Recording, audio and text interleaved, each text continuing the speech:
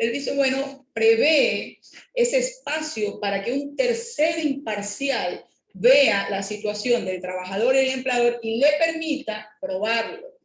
Ese tercero imparcial dirá si hay una causal o no para terminación sin indemnización de ese contrato colectivo. En el proyecto no hay ese tercero imparcial. Es una prerrogativa exorbitante que tiene el empleador, que si incurre en una de esas causales, por ejemplo, que es la más en estos momentos comentada, faltas injustificadas al trabajo, 2 faltas. Yeah, muy bien. Inmediatamente el empleador puede dar por terminado sin indemnización el contrato. Nuestro código señala que las faltas repetitivas y los atrasos son causales para terminación de contrato previo visto bueno, pero no señala si son 1 o 2. Por eso, cuando uno presenta un pedido para visto bueno para terminar con el contrato laboral, lo hace por faltas injustificadas y repetitivas. Correcto. La ley señala 2 y ni una más. Y lo decide el empleador, no un tercero imparcial como tenemos ahora. No le permite al trabajador, por ejemplo, demostrar que en esos instantes estuvo enfermo, por ejemplo, demostrar que tuvo una calamidad doméstica, por ejemplo, demostrar que sufrió un accidente, porque a las 2 faltas la ley le dice que definitivamente podrá terminar. En esos aspectos que hay regresión de derechos, incluso faltas a principios constitucionales como la seguridad jurídica y el derecho a la defensa. Perfecto, muy bien, excelente, muy bien analizado.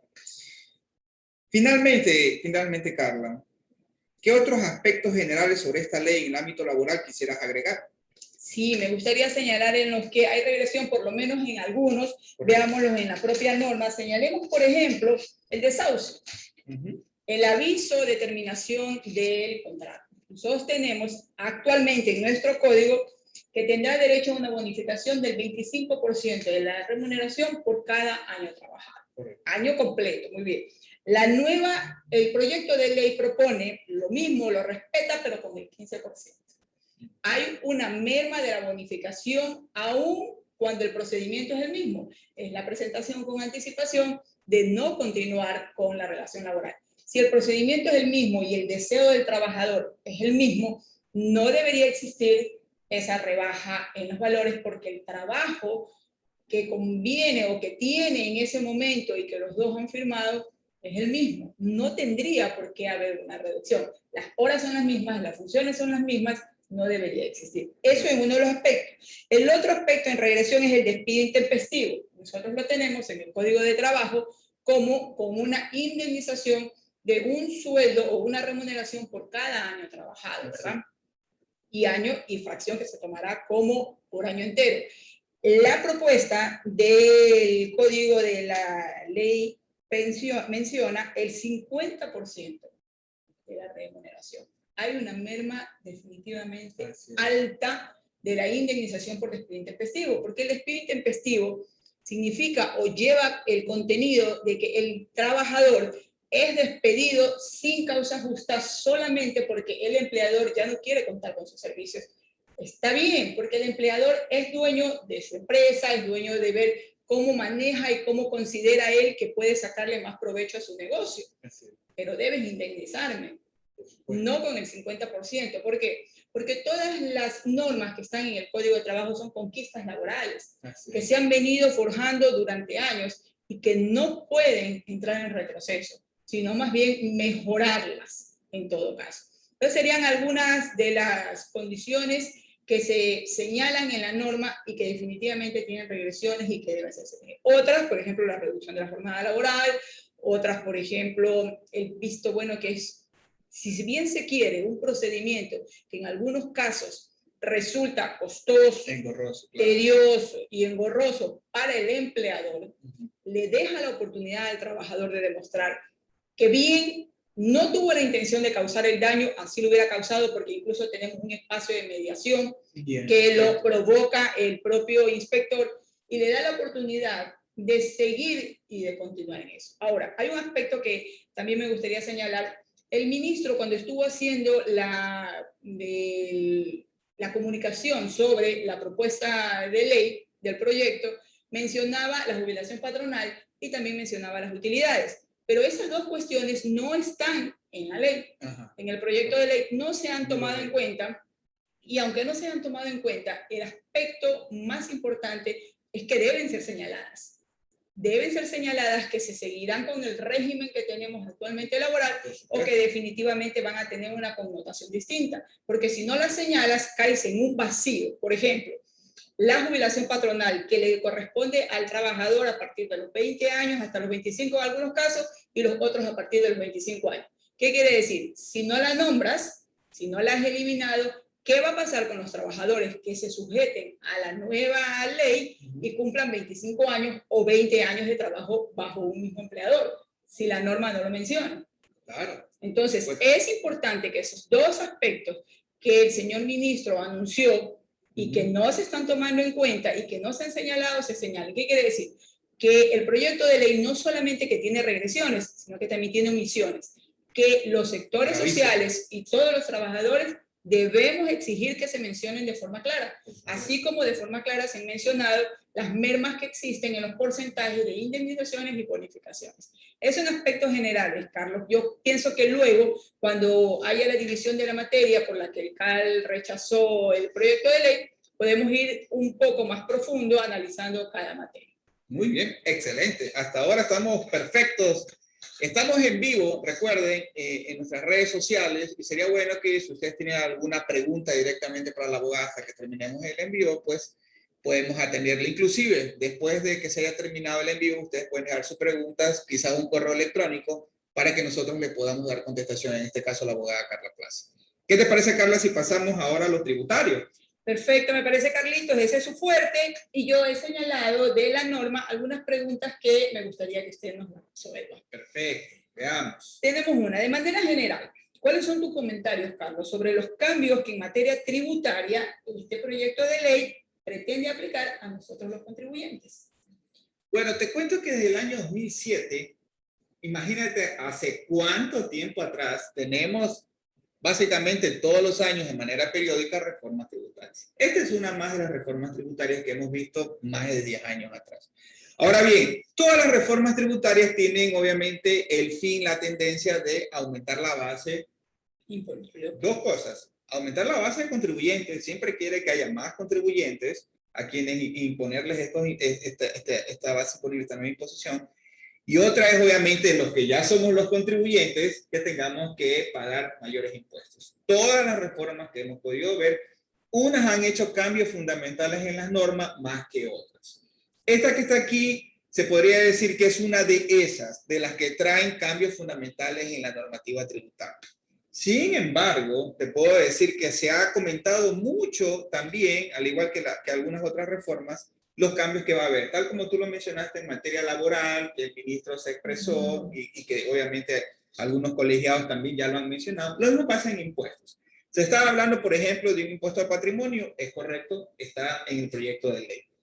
Se hablaba, por ejemplo, de que la administración tributaria, todos los que formaron parte para poder crear este proyecto, para estar inmersos en el tema del proyecto, se estaban volteando a otros países, a otras jurisdicciones, para poder ver cómo era la tributación en otros países y cómo les funcionaba.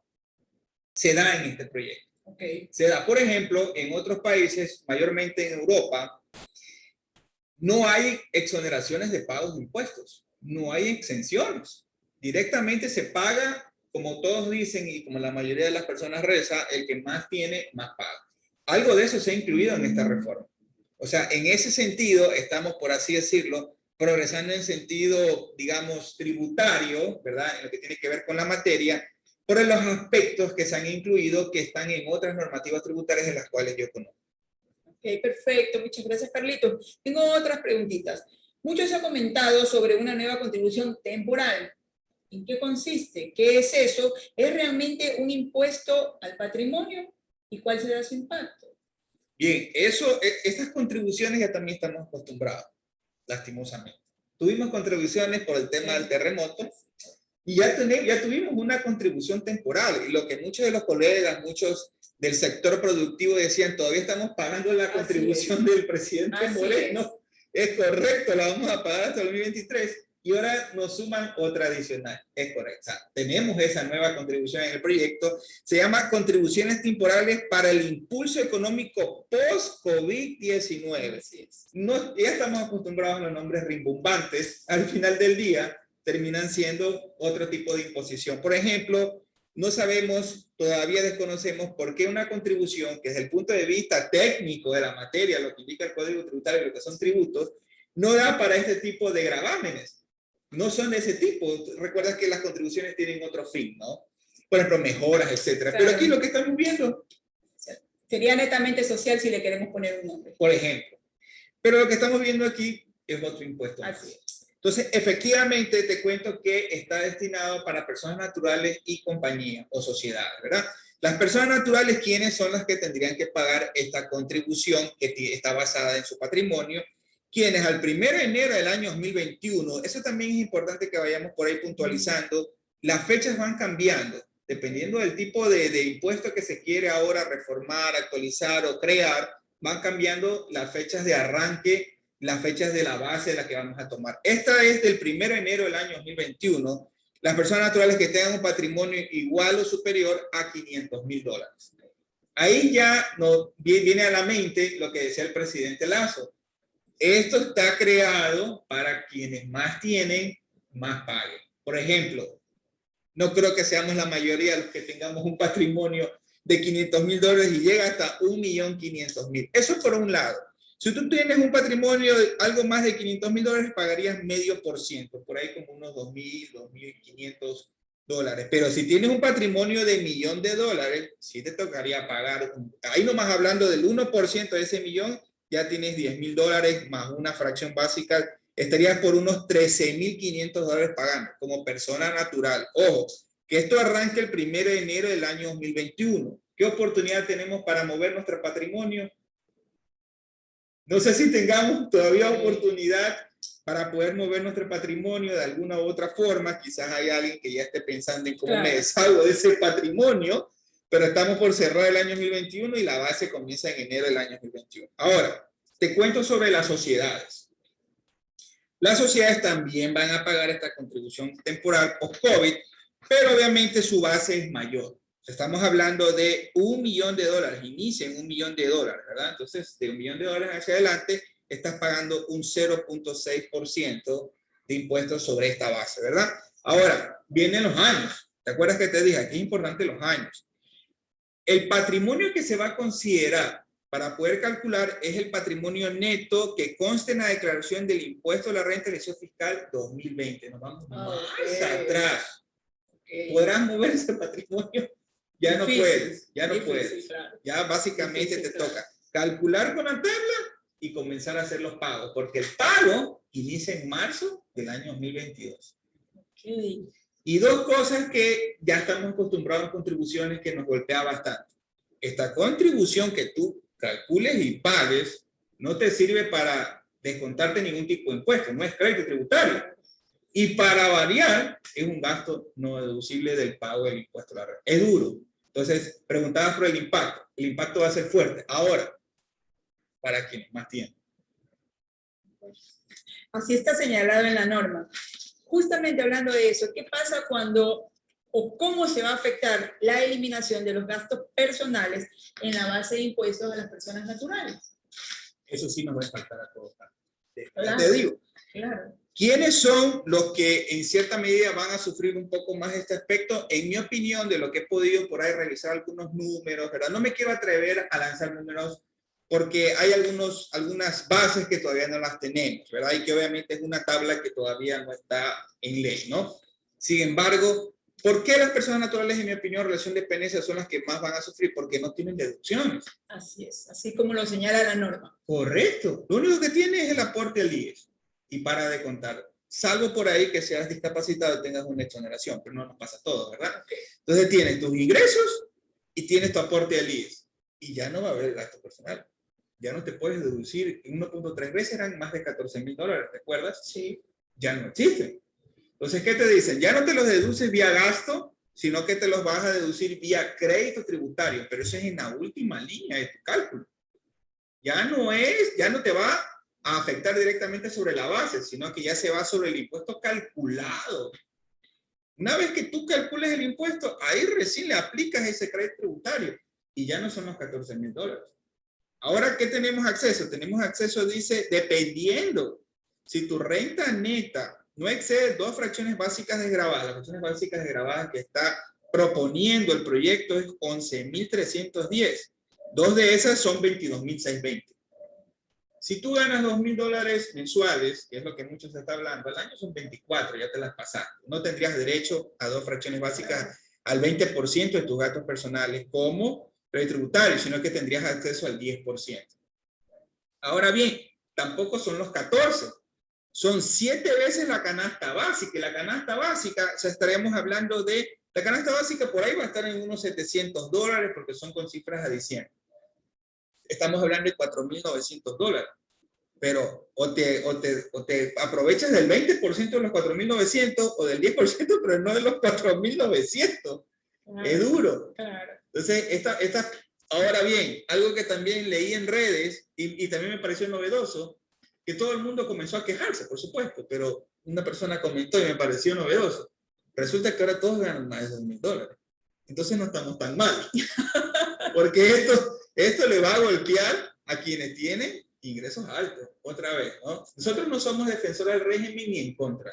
Somos apolíticos, no estamos ni a favor ni en contra del régimen, estamos haciendo un análisis técnico sobre estos aspectos de la famosa ley de creación de oportunidades. Muy bien, Carlos, clarísimo, clarísimo. ¿Qué pasa con la eliminación del régimen de microempresas? Otra cosa súper novedosa, ¿verdad? Ahora bien, se elimina el régimen de microempresas, se elimina el régimen impositivo simplificado que se llama RISE. Por ahí, digamos, fue mal utilizado. Pero se crea uno, digamos, parecido. Ahora le pusieron un nombre que ya no viene a ser el famoso RIM, nosotros le decíamos RIM, régimen impositivo de microempresas. Ahora se va a llamar el famoso RIMPE. Estamos hablando de emprendedores y negocios populares. Bien. Se cambian ciertas circunstancias, se baja el impuesto, lo que sí es bueno. La forma de cálculo ahora es con una tabla progresiva, igual que el impuesto a la renta de personas naturales, lo que lo hace mejor. Porque la queja de la mayoría, obviamente, estamos hablando de régimen de microempresas, es el gran grupo, ¿verdad?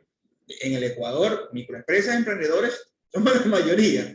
La minoría, como bien dijo el presidente Lazo, son los que tienen más, los de ese patrimonio de 500 en adelante. Entonces, ¿cuál es la dificultad? $300,000 tú ganabas, porque si te pasabas de $300,000 de ingresos al año, ya no eras régimen de microempresas. Siguen siendo las mismas reglas en el RIMPE, pero antes era $300,000 por el 2%. Desde ya pagabas $6,000 de impuestos. Tienes derecho igual a los créditos tributarios. Pero ahora estamos hablando de una tabla progresiva. Eso significa que tú tendrías que, llegas hasta cierto rubro, te descuentas la fracción básica, si bien es cierto, le sumas un impuesto excedente y multiplicas por un porcentaje. Sea que hagas el cálculo que sea, no llegas a los $6,000, es menor el valor. ¿Y qué pasa si tú eres negocios populares? Es decir, que tienes hasta $20,000 de ventas en el año, mucho mejor, porque solo pagas $60 de impuestos. Entonces, ¿qué pretende a todas luces el régimen? Que entren más contribuyentes. El régimen de microempresas asustó a los contribuyentes. Creo que hasta el día de hoy deben todavía el impuesto que tenían que pagar. Hasta el día de hoy todavía se deben. Algunos están con sustitutivas, etcétera, cosas. No tenían el dinero, decían, $6,000. Se llevaron toda la utilidad, señor, ¿yo dónde le voy a pagar? Y tenían toda la razón y fueron escuchados. Pero no fue eliminado, pero fueron cambiados, no solamente el nombre, obviamente fueron cambiadas ciertas circunstancias. Ahora, ojo, microempresas actuales. Si se aprueba esta ley de creación de oportunidades, dice la norma que pasan de oficio, automáticamente, los que están en el régimen, pasan al RIMPE. Okay. Sin procedimiento ni trámite alguno. Correctamente. Y para terminar, Carlitos, ¿qué otras cosas consideran relevantes que podríamos tomar en cuenta o que son necesarias señalarlas? Hay muchas cosas importantes en esta ley de creación de oportunidades. Pero mucho se da énfasis, por ejemplo, por eso le tuvimos su espacio especial, al nuevo régimen, al RIMPE, a los gastos personales, a la parte laboral, a la contribución. Pero hay cambios fundamentales, les voy a decir. Por ejemplo, se eliminaron todos los beneficios tributarios. Todos los que son exoneración de impuestos a la renta, te los voy a citar. Sectores priorizados, industrias básicas, desarrollo de proyectos público-privada, algo importante que golpea directamente a las microempresas, dos cosas fundamentales. Se elimina la exoneración del pago del impuesto a la renta por los 3 primeros años de microempresa y que también tienes derecho a esa deducción de la fracción básica, ya no existe. Una vez que se aprueba la ley, eso golpea directamente a las microempresas, ¿verdad? Vamos a pasar ahora a hacer los RIMPE. Pero también hay otras cosas novedosas. Por ejemplo, la utilidad en venta ocasional de bienes inmuebles ya se dio cuenta el Estado. Las compañías estaban vendiendo terrenos, vendiendo inmuebles y no pagando impuestos, porque la ley lo permitía, ya no existe. Solamente quedó para personas naturales y solamente cuando se trate de inmuebles destinados a vivienda y terreno. Me pareció, hay bastante recorte en exoneraciones. ¿Y sabes qué es lo interesante, Carla? Que quizás hace menos de un mes tal vez, yo hice otro live, estuve haciendo videos, estuve escribiendo en redes diciendo que esto se viene. Y que el que quiera aprovechar las exoneraciones lo tiene que hacer en el 2021, pero ya no le queda tiempo. Claro. Ya está así con el tiempo. Si usted quiere hacerlo, tiene que hacerlo rápido. Dimos hasta un programa que era acerca de la planificación fiscal porque sabemos que se venía esto. Y hoy es una realidad y no somos mandrake. Simplemente que sabíamos que se venía la eliminación de todos los beneficios tributarios. Se aprueba la ley y ya no existen. Eso no significa que todos los que tú tuviste antes te lo van a eliminar. No, no, no. Más adelante la norma, justamente las reformas que hay sobre la ley de fomento productivo, dice que lo que tú adquiriste no te lo van a quitar. Eso es un derecho adquirido, estamos de acuerdo, es lo correcto. Pero se han eliminado deducciones como por ejemplo el incremento neto de empleo, los de adultos mayores inmigrantes. Se elimina la obligatoriedad en cuanto a jubilación patronal y desahucio de ciertas reglas para que sea deducible o no ese gasto. Por citarte, te voy a ir citando así de forma aleatoria, ¿verdad? Por ejemplo, el impuesto a la herencia, el presidente Lazo sí lo mencionó. Ok, sí lo mencionó. Exactamente. Entonces, se da esta sucesión de los bienes, hay la persona que fallece, está dentro del primer grado de consanguinidad, hijos directamente, no hay pago. Ya no hay pago del impuesto a la herencia. ¿Qué pasa si la herencia se da a un cónyuge que está vivo? Mientras no tenga hijos, no hay pago tampoco. Pues, podría ser novedoso o no. Algo que me parece increíble, y yo le pongo especial atención a ciertas cosas en especial, ¿verdad? No tanto el RIMPE, gastos personales, sino hay cosas más de fondo dentro de la norma.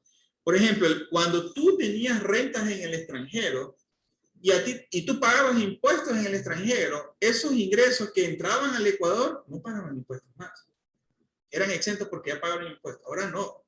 Ahora solamente tienes crédito tributario siempre y cuando dice esta cuota sea asimilable a ese impuesto, que habrá que hacer un cálculo para ver cuánto, ya no es 100% exento el ingreso. Okay, pero no hay doble pago. No hay doble pago, no hay doble imposición, sino que pagarías nada más que por la diferencia. Me parece interesante los cambios que hay en el IVA, que por ahí están las mascarillas con tarifa cero, las toallas sanitarias, tampones, copas menstruales de las mujeres. Sí, utensilios de aseo íntimo. De aseo íntimo, ¿verdad? Pañales desechables. Y por ahí tenemos también, por ejemplo, esta posible reducción de la tarifa del IVA me pareció interesante, solamente para el sector turístico. Y no puede superar 12 días dentro de un mismo año. Se debería ser exactamente inferiado, ¿verdad? Entonces, eso es interesante. Pero algo que me gusta, digamos, me gusta porque los que estamos, digamos, nos gusta mucho este tema de los impuestos. Me gusta, quiero decir, los cambios que hay en materia de código tributario. ¿Qué es esto de la transacción? De que puedas transar. La verdad es que eso lo dominan los abogados y no sé si nos puedes comentar algo de eso de transar. Claro, Carlitos, es una forma de terminar con lo que en algún momento se convierta en una litis. Es una forma de llegar a un acuerdo, pero para este caso una transacción en la que se da por terminado en ese momento el conflicto con fuerza de sentencia ejecutoriada, es decir, con cumplimiento, y se produce actualmente en cualquier etapa de los procesos, por ejemplo, como la mediación. Entonces, esta es una forma de determinación que desde mi punto de vista es muy interesante, pero a mí sí me gustaría saber cuáles serían los parámetros o los límites bajo los cuales se llevaría a cabo una transacción en materia de tributos, que desde todo punto de vista es una imposición. Correcto. Entonces, en la transacción tú cedes y la otra parte también. Ambas ceden, llegan finalmente y se ejecuta. Pero en impuestos sí me queda la duda de cómo haces para solucionar o para llegar a una transacción. ¿Qué vas a decir? Yo tengo que pagar menos impuestos. Y el SRI te va a decir, está y bien. Rentas hasta donde puede o tiene prerrogativas para permitirlo, porque hay cosas que se pueden transar y otras que no. Correcto. Y los impuestos son una imposición. Entonces, a mí sí me gustaría, Carlitos, ¿qué más señala el artículo sobre la transacción materia tributaria? Materia tributaria, ¿verdad? Habla que estas concesiones son sobre aspectos fácticos. Okay. La imposición va a estar. El hecho, más bien, es el que va a poder transar. Pero desde mi punto de vista, lo puedes hacer en una impugnación en vía administrativa o en el contencioso tributario. Correctamente. Que también podrías hacerlo. Ahora, si la transacción sirve para no tener un proceso o un procedimiento en vía administrativa o en vía judicial engorroso, costoso, largo, como es ahora, para que al final en vía administrativa Rentas termine ratificándose siempre. Exactamente. Y en vía judicial que sí definitivamente puedes pelearla. Ese sería mi punto de vista. Si la transacción va a servir para acortar todos estos aspectos, es válida. Es válida, sí. Yo pienso que posiblemente el régimen está incluyendo esto por el tema costos también. Porque estamos hablando de cuánta inversión también el Estado hace en que un abogado del Servicio de Rentas Internas, un equipo de auditoría, maneje un caso por 2 años, fácil 2 años, por ahí se va vía judicial y tienes que estar asignando abogados y tenemos un grupo de grandes contribuyentes, o sea, ¿qué cantidad, qué empleados tiene la administración tributaria para poder continuar estos procesos de mucho tiempo? Quizás pueda ser por ahí, ¿no? Que el Estado pretenda, ¿sabes qué? Vamos transando el tema, aspectos fácticos, ¿verdad? Dice, por ejemplo, no serán objeto de transacción las pretensiones que persigan la anulación total o parcial de reglamentos, ordenanzas, resoluciones y circulares. No podemos decir que no aplican, por así decirlo, ¿verdad? Pero podríamos... Claro, es un poco difícil para la administración pública llegar a mediaciones o transacciones, porque ese no es el dinero de un privado que puede tomar una decisión.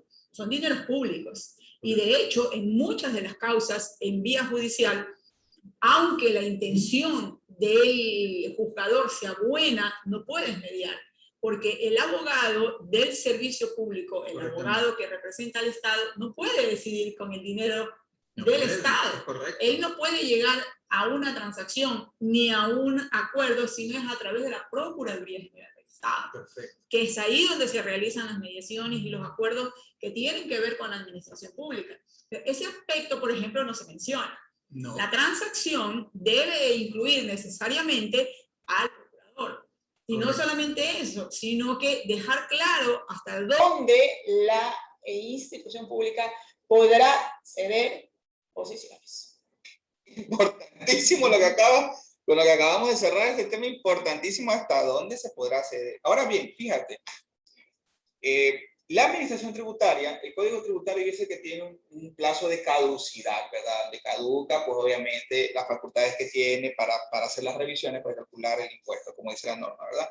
Eso estaba entre 3, luego te podía sumar 3 años más, terminaban siendo 6, por ahí tenían de auditoría, terminaban siendo 7, y siempre había una duda en que si eran 6, eran 8, exactamente, o sea, siempre hubo un problema, ¿no? La mayoría teníamos dudas en el tema, y hubo por ahí unas sentencias, ¿verdad? Hay algunas sentencias reiteradas sobre el tema de los 6 años. Bueno, eso cambiaría con la ley de creación de oportunidades. Ya no estaríamos hablando de todas esas situaciones, sino que dice que directamente contaríamos 4 años de la fecha que se debe haber presentado la declaración, la haya o no la haya presentado. Se lo hace más sencillo.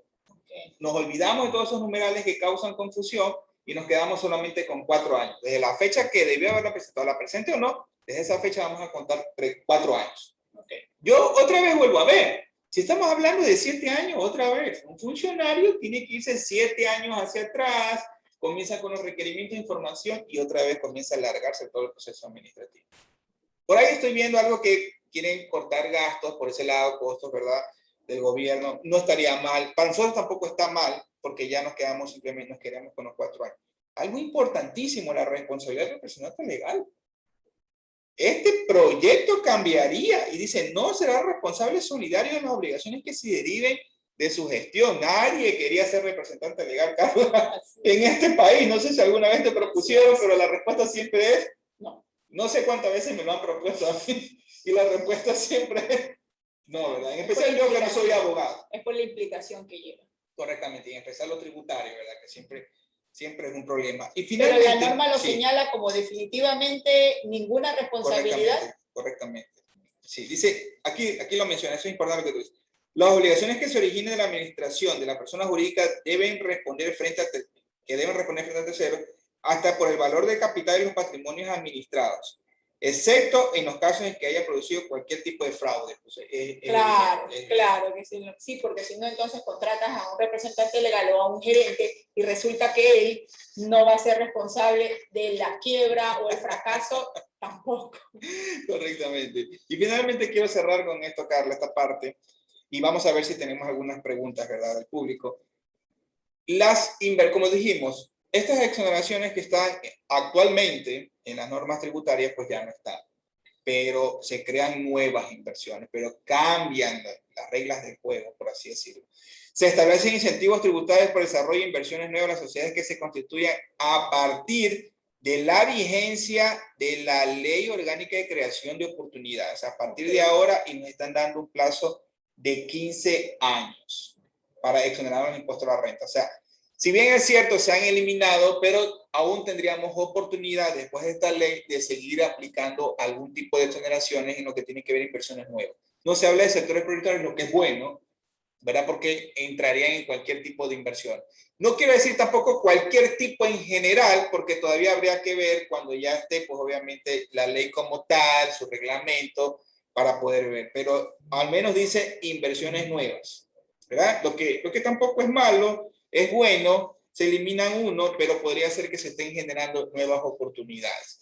Eso básicamente, digamos que en un resumen macro de bastantes reformas que se dan. Claro, todavía tenemos por ver la división de las materias y hacer el análisis de cada una de ellas antes de la promulgación y publicación de la ley respectiva, la que quede al final. Perfecto, muy bien. Te voy a leer, vamos a leer algunas preguntas que hay y vamos viendo a quién le corresponde la contestación. Por ejemplo, dice, como dice el proyecto que el trabajador tiene que indemnizar al empresario, por favor, su comentario. ¿Es correcto que el trabajador tiene que indemnizar sí, la plata sí. sale en vez de al revés? Sí, definitivamente. Era lo que comentábamos, Carlos, que si se incurre en una de las causales que nosotros teníamos consideradas dentro de lo que se llama el visto bueno, definitivamente el trabajador tendría que indemnizar con una remuneración al empleador. La causal que nosotros pusimos como ejemplo, porque hay varias, pero la que nosotros pusimos, por ejemplo, era la de las faltas, la de las 2 faltas en un periodo consecutivo, que nosotros teníamos como un procedimiento administrativo para que un tercero imparcial decida sobre esto. La ley la señala de forma directa: si incurres en esa, habrá indemnización. Perfecto. Es una regresión de derechos. Bueno, la respuesta para nuestro amigo Néstor es correcta, eso existe, ¿no? Dice, ¿esas faltas son a los 30 o 60 días?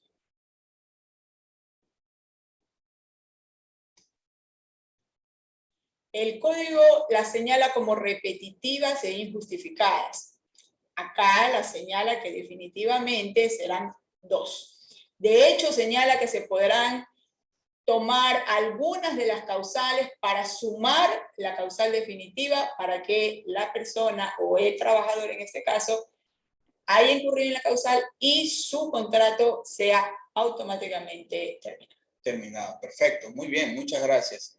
Por aquí nos dicen, por ejemplo, ¿qué pasa si no se paga en octubre lo del 2%? No sé, bueno, esa pregunta parece que es para mí, porque ese 2% tiene que ver con las microempresas, pero no entiendo muy bien si se refiere a octubre de ahora, en octubre del año 2021. Bueno, está una ley en vigencia, no sé si te refieres a eso, Néstor, está una ley en vigencia actual, no ha dejado de estar en vigencia. Así es. No estaría en vigencia esa parte en exclusivo cuando entre el proyecto, ¿no? Y recuerde que siempre que entre el proyecto, pues, entra impuestos anuales, obviamente como el impuesto a la renta, pues el primer día hábil del siguiente estaríamos hablando de enero del año 2022.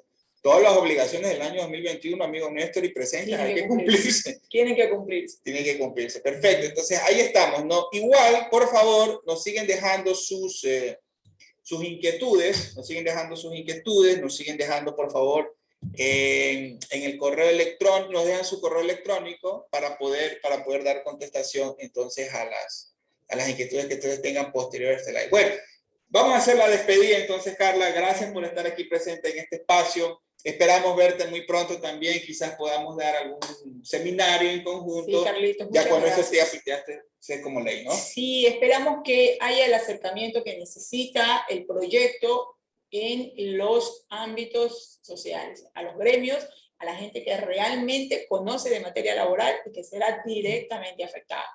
Y sí, no dejen de seguirnos para hacer el análisis de luego la división de las materias que presenta el señor presidente y luego los seminarios respectivos para la correcta aplicación de la ley que al final, o de las leyes que al final se promulgue. Gracias por la invitación, Carlitos. Perfecto, de nada. Entonces, bueno, estamos cerrando este espacio. Por favor, todas sus inquietudes, las que sean necesarias, nos dejan con su correo electrónico para poder hacer las respectivas absoluciones. Sigan a nuestras redes sociales, que vamos a seguir conversando sobre vamos a ver qué pasa con el proyecto, cuáles son las acciones que toma el presidente Lasso, y según eso vamos a seguir haciendo publicaciones en nuestras redes. Muchas gracias por estar con nosotros.